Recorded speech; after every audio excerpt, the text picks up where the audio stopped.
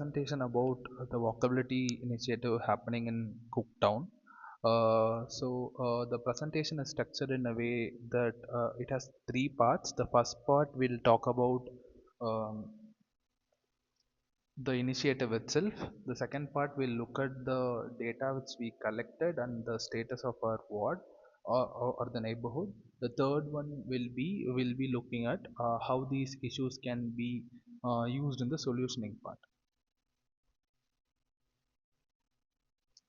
Uh, about the like I said, the first one we'll look at the initiative itself. Uh, till now we have covered almost 20 watts in Bangalore. All the blue ones are the ones which we did earlier. The red one, you can see the red, like there are two watts which are colored in red, which are ward 84 and 85. The area the neighborhood which we audited recently belongs, like part of it is in 84 and part of it is in 85.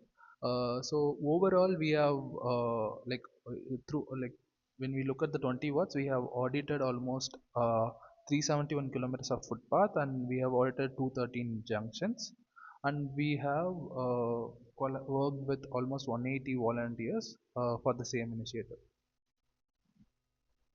Okay, now if we see how we are doing this, like what is the approach we are using to make the neighborhood or the city more walkable. The idea is, first we come up with something called priority walking network.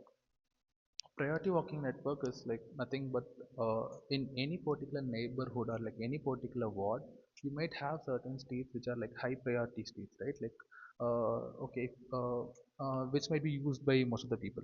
So we come up with this priority walking network through a multi-layered approach. The first one is like we look at the trip attractors, we look at the parks. Like if a stretch has a lot of schools, commercial areas, commercial establishments, health hospitals, parks, these are considered as trip attractors. So when a street has a lot of these kind of establishment, then we count that particular stretch as a priority walking network. That is one part of the analysis. We also have other analysis, like we look at the traffic data as well. The more the street has more traffic, some attention has to be given to that particular stretch as well, right? Like, and we also do something called space and text analysis, where we look at purely in terms of geometry aspect how important the road is. So using these layered analysis, we come up with a network of streets, saying that these are the most important streets in that particular neighborhood, right? So once we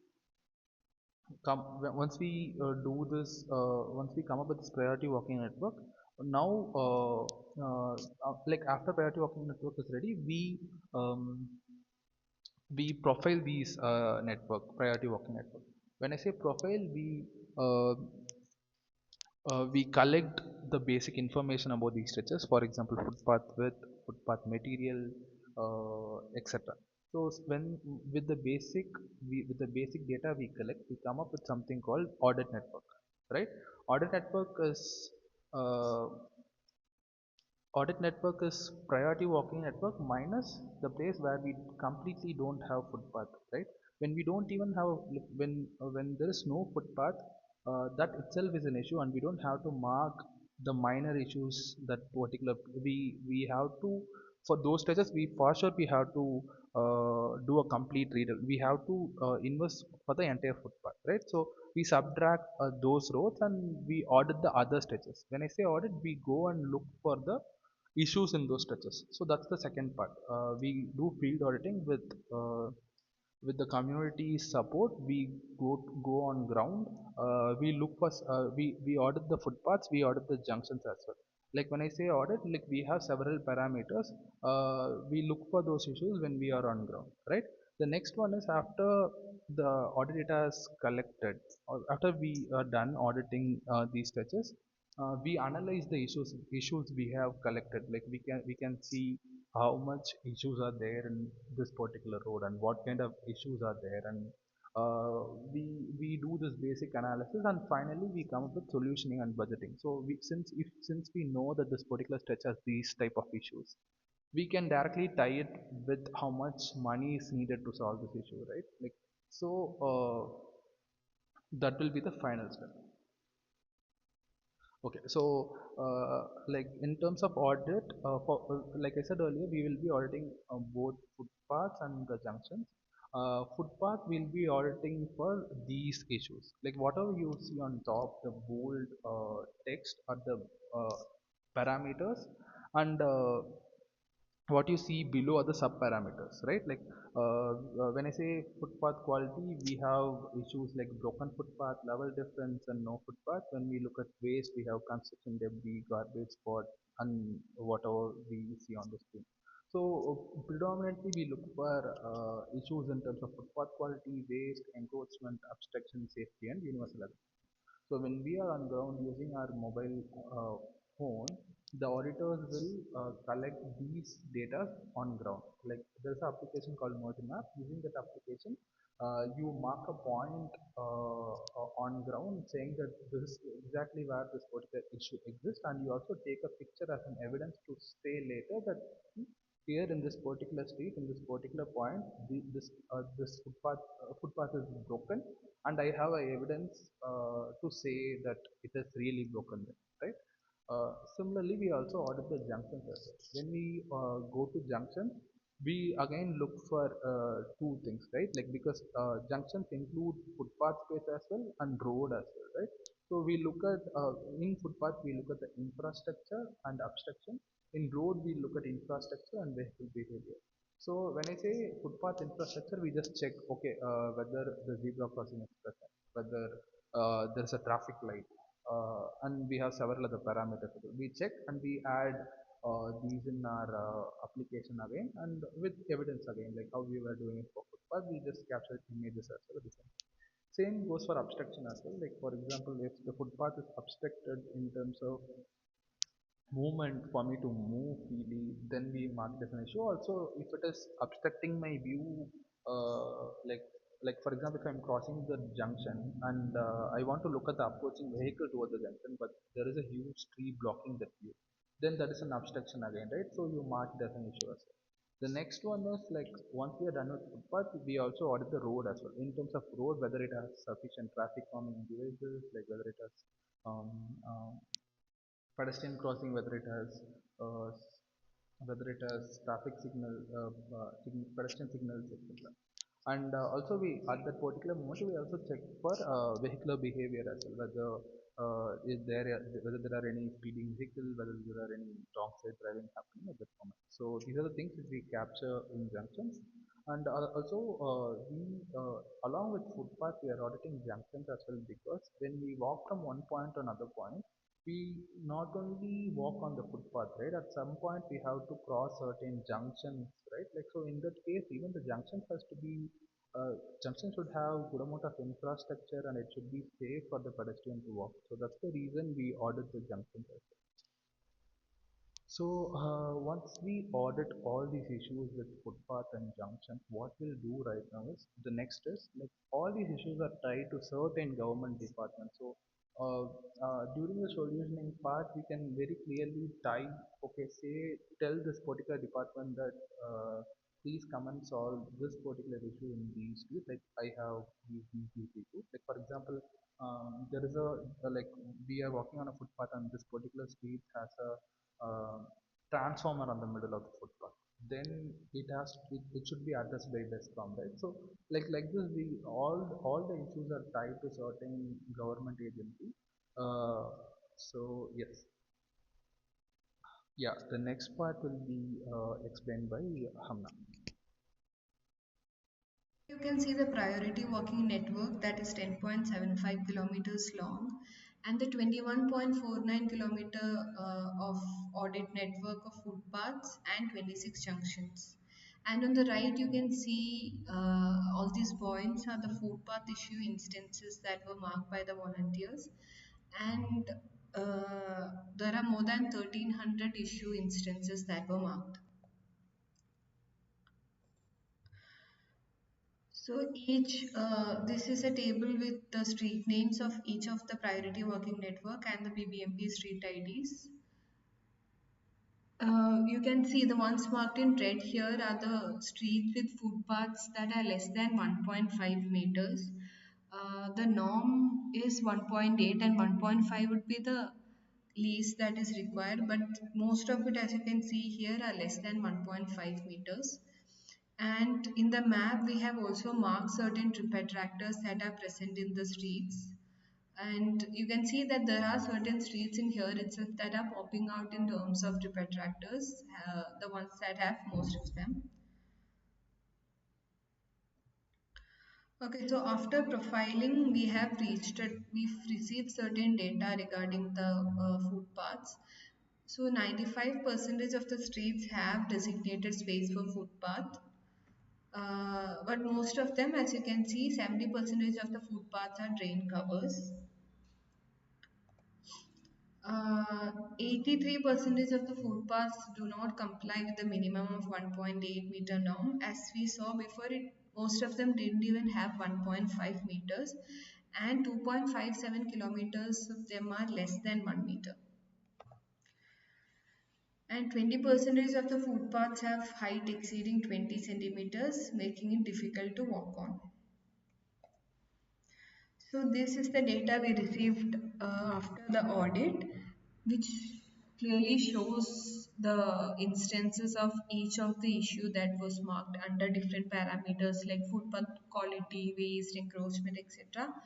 And in this, it's very clear that certain issues are way more present than the other, like the level differences in the footpath is repeating a lot of times, like 2406 instances of level differences in footpath was marked in Cooke Town, and even parking, unorganized parking, and people parking over the footpath is also quite repeating a lot of times, and even places where no footpath is present uh, is also popping out as a large issue. These are certain images of the footpath issues that were taken during the audit. In here, you can see stretch-wise the issues in different parameters. We have marked out the few major roads and important ward level roads and the issues repeating in each. Now, if we look at junction issues, so we have looked at more parameters for junction audit. In here, we have only shown the most important ones, like if a pedestrian crossing is present, if a speed breaker is present, if the junction is obstruction free, etc. And even in these most basic ones, it's very clearly visible that most of the, even these basic infrastructure is not present in the junctions. As you can see, in all of the 28 junctions that we have audited, 24 does not have any pedestrian crossing, which would be the most basic infrastructure that has to be there in a junction. So now let's look at the solutions and the fixes and how to go about it. So first what we need to do is we need to look at which all roads has to be uh, looked at in different scales. So first, major roads are part of a larger interward network and they can be pushed at the head office level. So we wouldn't be looking at that in this discussion. For the remaining roads, we have looked at the following things. We've looked at the space syntax analysis, which would tell us how much a road is preferred by the user, which would talk about the footfall, which would talk about the traffic in that area. And we've also looked at the neighborhood amenities that exist in that stretch, which would again tell us how much people are attracted towards that one stretch for different purposes. And for the redevelopment, we will be doing it at different scales. One street we want to completely redevelop and bring it out as a model street for the neighborhood. Then we'll be looking at minor interventions for the rest of them. which would be tailor-made interventions on all of the issues that are marked on the stretch. So for complete redevelopment, we'll be completely removing whatever the existing footpath is, and then we'll be developing a new one based on the new design and all of the norms that are there. And then lastly, we have one stretch where we would like to completely pedestrianize. So the map here shows the road hierarchy. The thicker one, that the one along the periphery of the neighborhood, is the major are the major roads, which would be the Hennur Main Road, the Dodabaraswadi Main Road, and the Pottery Road. These we will be not looking at right now, uh, because those extend outside of the ward and will be looked at differently. So these are the roads. This is the issues that are coming up in Hennur Main Road, Pottery Road, and Doda Banaswadi Main Road. So for the other roads, this is the space index analysis, which shows the choice by people of all of the stretches. And here it's very clearly visible that certain stretches are more preferred by the people than the other. And we have listed down those on the right side. It'll be Wheeler Road Extension, Hutchins Main Road, Hutchins 6 Cross Road, and Davis Road. So this is Lazar Road. It is an intermediate road, and for minor repairs in Lazar Road will require 41.4 lakhs. So Wheeler Road extension is one road that, like I mentioned before, we would like to develop as a model road for the neighborhood. And there are certain reasons why we decided that this has to be pushed as a model road. One being that this stretch has more than 20 amenities present along the as we go from one end to the other, which includes 15 commercial establishments, which has certain supermarkets, eateries, pharmacies, etc. There are two parks, there are two religious institutions, two play schools, and all of these are, most of these are along the road itself, and a few of them are within 30 meters from the Wheeler Road. So that is one reason. Another reason is the geometry of the road. Uh, the road is wide enough to be developed as a model road. We have uh, currently itself we have more than 1.8 meter wide footpaths throughout the stretch. It has its issues, but there is space for footpath to be developed. And like I said before, there are a lot of amenities, and this is one key stretch for the neighborhood. So currently the ROW ranges from 9 meters to 12 meters, and the footpath, the lowest is 1.8, and then it goes up to say 3 meters towards some parts of the Wheeler Road. So we would like to retain 6 meter of carriageway and then develop the footpath on the other side depending upon the ROW in certain areas. We can even have parts where we can develop parking, because unorganized parking is a large issue in the stretch. And all of this would cost, for a complete redevelopment, it would cost us 9.64 crores. These are a few images we have taken through the stretch, and it shows the different ROWs and carriageways as we go from one end to the other. This was taken at certain spots in the street. Okay, so Davies Road is another road because of the reasons I said before. We have a geometry which would help us to completely redevelop it and have proper footpath in Davis Road, and hence we would like to take it up for complete redevelopment, and which would cost us 5.18 crores.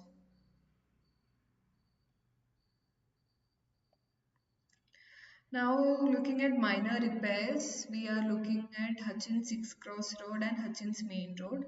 So, Hutchins Main Road, especially, it has quite a few amenities through the stretch. But the problem is, the first one would be that most of the Footpaths are made with drain covers, which would be an obstruction for complete redevelopment, and the road is not wide enough for us to develop that as a model road, which is why we are leaning more towards the road extension. And for this, it'll take us 41.4 lakhs for minor repairs. Next, we look at Maria Niketan School Road. This is where we would like to either completely pedestrianize or uh, because of these uh, amenities that are there, especially the rush turf that is there in the end, we can even look at a one-way traffic. So we had done a traffic count study in Maria Niketan Road, and we did it at four timings ranging from 9 to 6 p.m. Uh, these were reached upon looking at the traffic in that area, and we've selected the peak traffic timings and one in the afternoon. So we can see that more than 93 like more than 800 vehicles had passed in these timings, and among those 759 are through traffic. Only 96 percentage of the vehicles are having a stop in between, which is quite less, and which helps us to easily divert the traffic to a parallel road. And even otherwise, if you're looking at a one-way traffic, we can look at a one-way traffic from the north road to the second cross road, which is uh, where we have the most number of traffic, so that can also be looked at. So here we can see it takes 1 minute to go from one end to the other. If we redirect the traffic, it will take only 2 minutes. So that is another possibility that can be looked at. And now, lastly, we look at the the junctions on high traffic roads and low traffic roads. So the high traffic road junctions are marked as red in here, and the other ones are marked as yellow. And the costing we have provided in two ways. One would be to fix all the junctions, which would cost us 6.14 lakhs, and to fix only the high traffic junctions will cost us 2.45 lakhs. Uh, yeah.